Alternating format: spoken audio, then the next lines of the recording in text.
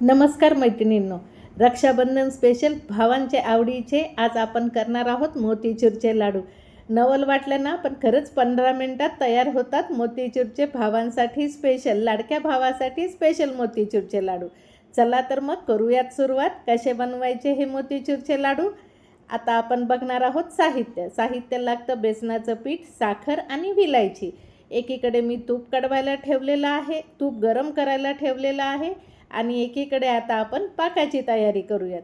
तर याच्यासाठी थोडासा घट्टसर पाक लागतो, तर तो आपण तयार करून घेऊयात. इथं मी साखर घातली, साखरेमध्ये साखर बुडेल एवढंच पाणी घातलेलं आहे आणि आता हाय फ्लेमवर एक 5 ते 10 मिनटं आपण त्याला उकळू देऊयात. इथं मी आता लाडूसाठी म्हणून बेसनाचं पीठ किंवा डाळीचं पीठ कालवून घेत आहे. हे पहा, अशा पद्धतीने इतकं पातळ ते भिजवायचं जेणेकरून त्याचे भजे तयार होतील.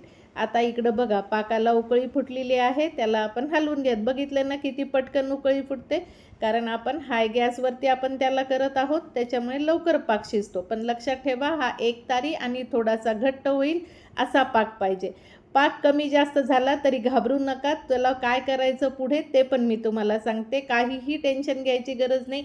खूप सोप्या पद्धतीने मस्त तयार होतात. हे पहा, अशा पद्धतीने भजे घातल्यासारखे आपण घालून घ्यायचे, छान तळून घ्यायचे. इथं तुपाच्या ऐवजी तुम्ही तेलही वापरू शकता. हे पहा, असे मस्त खुसखुशीत तळायचे, पण अगदी लाल पण नाही झाले पाहिजे आणि एकदम पिवळसर मऊ पण नाही राहिलं पाहिजे. खुसखुशीत छान मीडियम गॅसच्या फ्लेमवरती भजे तळून घ्याल. हे पहा, असा एक तारी पाक सध्याला तयार झाला आहे, पण मी अजून याला 5 मिनटं ठेवलेलं आहे. नंतर गॅस बंद करून त्याच्यामध्ये विलायचीची पूड घातली. हे पहा, विलायचीची पूड नेहमी पाक झाल्यानंतर मग घालायची असते. आता याच्यामध्ये रंग येण्यासाठी, लाडूला सेम तसा रंग यावा मोतीचूरचा, म्हणून मी रेड आणि येल्लो कलरचे ड्रॉप घालून घेतलेले आहेत.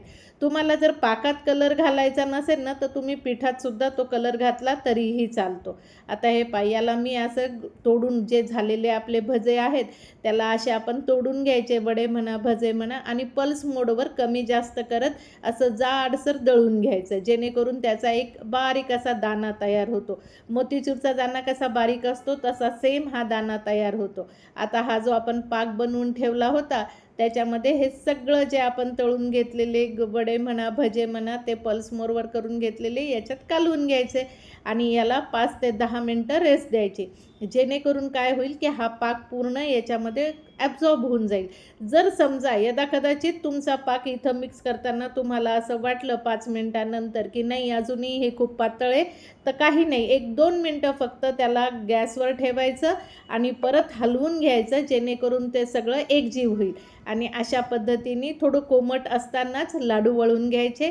याच्यावरती खरबुजाच्या बिया लावू शकता, चांदीचा वर्क लावू शकतात.